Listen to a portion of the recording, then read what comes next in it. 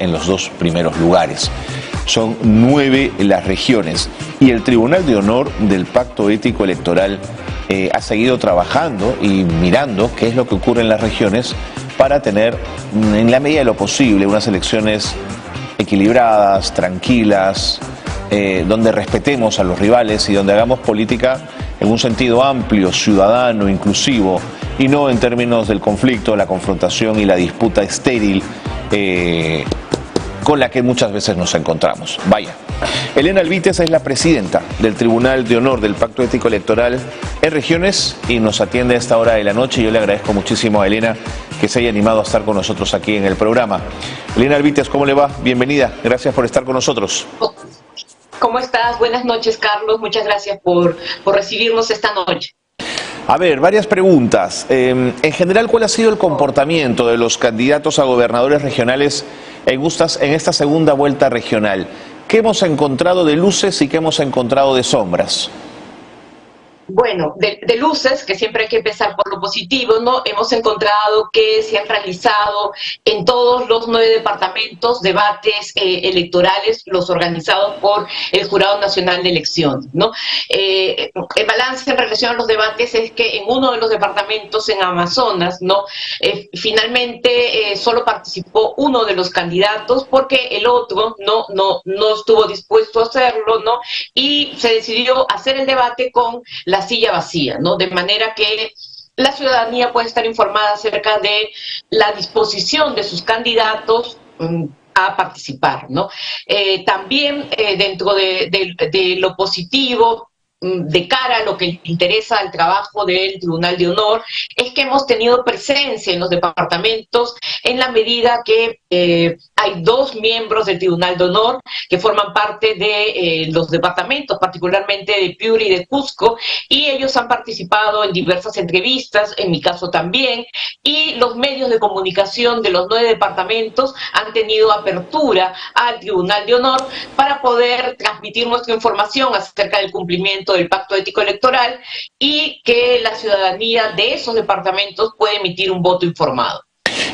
En relación a las sombras, bueno, en la segunda vuelta hemos tenido, infelizmente, la oportunidad de ver de nuevo candidatos y candidatas que se enfrentan en términos de uso de la violencia verbal, acusaciones, ¿no?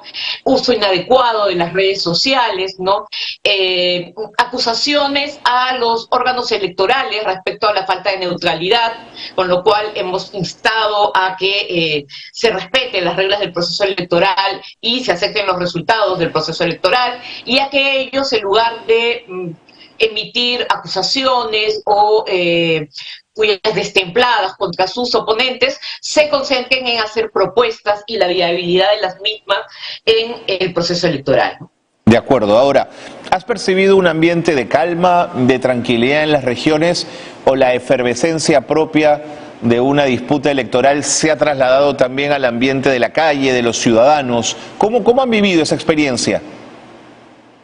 Pues hemos vivido que en algunos departamentos la tensión se ha exacerbado, es el caso de Cajamarca o el caso de Amazonas, ¿no? Donde ha habido acusaciones de uno y otro candidato, y en el caso de Amazonas, como lo señalé hace un momento, ¿no? Uno de los candidatos de Sentimiento Amazonense se negó a participar en los debates organizados por el Jurado Nacional de Elecciones, ¿no? A pesar de que es un candidato cuyo movimiento político ha suscrito el Pacto Ético Electoral y el Pacto Ético Electoral establecía la participación en los debates del Jurado Nacional de Elecciones, ¿no? Y a través de los medios de comunicación hemos percibido, los medios de comunicación de los departamentos, hemos recibido un clima de efervescencia electoral, pero también enfrentamiento duro por llegar al sillón regional. Elena, ¿en qué regiones tendremos segunda vuelta electoral? Las tendremos en 9 regiones, en Piura, Cusco, Amazonas, me parece que son esas 3, además me parece que estaremos en Lambayeque. Me acuerdo de esas 4 en este momento, estimado Carlos. Si correcto, no te preocupes. No te preocupes. ¿Tú percibes que los partidos políticos en contienda cada vez más hacen suyas las recomendaciones, los acuerdos firmados en el Pacto Ético Electoral? ¿Te parece que comienzan a tenerlo cada vez más en cuenta o todavía es un referente lejano? Creo que es un referente cuando llega a un nivel de violencia verbal e incluso cuando hay acusaciones o supuestas bromas vinculadas a colectivos históricamente en situación de vulnerabilidad. Allí notamos que hay un una demanda, sobre todo en los medios de comunicación, en los departamentos, cuando hay situaciones de machismo, homofobia, ¿no?, racismo contra los candidatos, y al parecer las sociedades y particularmente el sentir de los medios de comunicación nos vinculan directamente a ese tipo de situaciones y requieren de nuestra presencia, ¿no? Hemos notado también que en general cuando hay un caso como el de Amazonas, ¿no?, o un caso como el que sucedió en Lima, por ejemplo, con uno de los candidatos a la alcaldía, el referente es el Pacto Ético Electoral y qué es lo que está pensando al respecto el Tribunal de Honor, ¿no? Es decir, creo que el Tribunal de Honor ha calado y el Pacto Ético Electoral ha calado más en la ciudadanía y los medios de comunicación, la sociedad civil, ¿no?, que en los propios candidatos y candidatas, ¿no? Claro, y ahora Elena, te preciso el dato también de las 9 regiones: Lambayeque, Lima provincias, Piura, Moquegua, Cusco, Callao, Pasco, Amazonas y Cajamarca. está bueno, Elena, tener asesores pendientes para que nos echen una mano cuando nos falla la memoria. Está estupendo, Elena.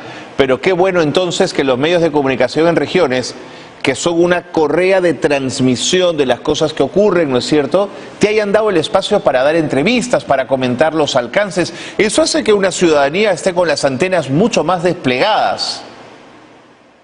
Así es, Carlos, y en realidad nosotros como tribunal nos sentimos bastante satisfechos con el trabajo que venimos haciendo, porque creo que el Pacto Ético Electoral tiene sentido en la medida que permite al tribunal vigilar cuál es la conducta ética, democrática de las candidaturas, ¿no?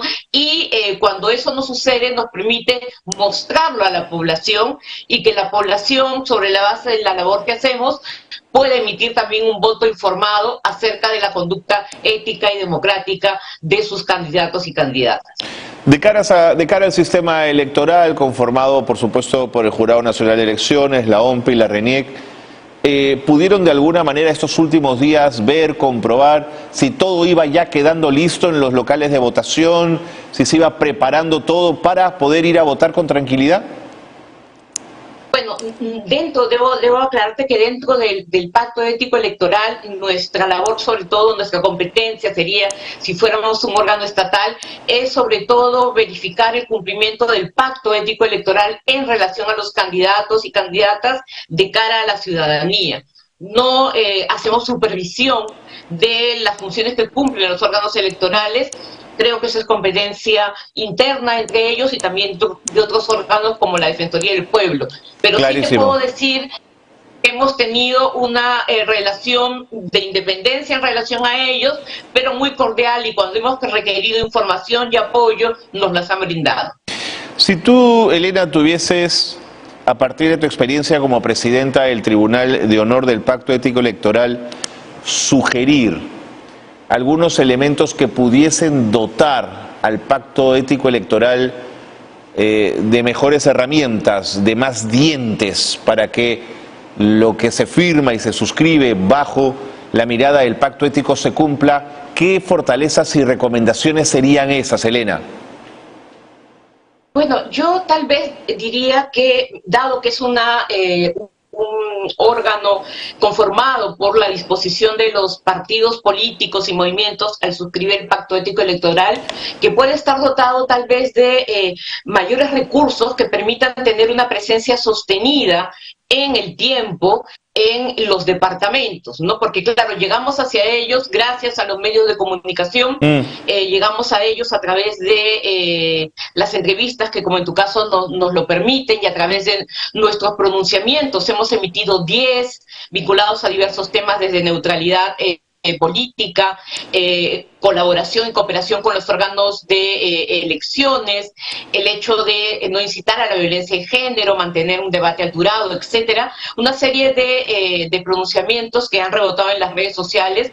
Creemos que la labor que puede llevar a cabo la Secretaría Técnica del Tribunal de Honor, estando más presente en las provincias, haciendo tal vez actos presenciales, nos permitirán tener una mayor incidencia sobre la información que brindamos a la población, ¿no? No es un recurso para el tribunal en sí mismo, porque nuestra labor es ad honorem, y creo que las cinco personas profesionales, creo todos ellos muy interesados en el país y con una conducta profesional y ética intachable, creo yo, lo hacemos ad honorem, pero sí creemos que hay una limitación vinculada a cómo llegamos a los departamentos, ¿no? Y creo que tal vez dentro ya del texto del pacto ético, hacer mucho más claros los compromisos, de manera que sea más fácil señalarlos, ¿no? Como respeto en redes sociales y particularmente detallar más cuáles se consideran agresiones, ¿no?, a los candidatos. El compromiso de participar en el debate, ¿no?, el compromiso de retirar la publicidad estatal luego de la contienda, ¿no?, entre otros aspectos que podrían ser mucho más concretos dentro del pacto ético y que nos permita hacer señalamientos más claros también, ¿no? Todo dentro de esta lógica de que la democracia para nosotros como tribunal es no solamente el cumplimiento de las reglas legales, sino también de una conducta democrática que sienta que el componente,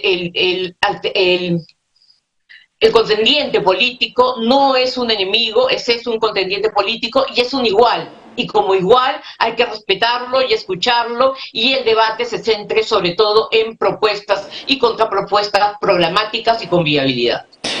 A partir de lo que mencionas, Elena, ¿crees que puede ser muy fina la línea que determina cuándo un candidato en redes sociales o en sus discursos o en medios de comunicación agrede, de cuando hace una suerte de reto al adversario o lo provoca?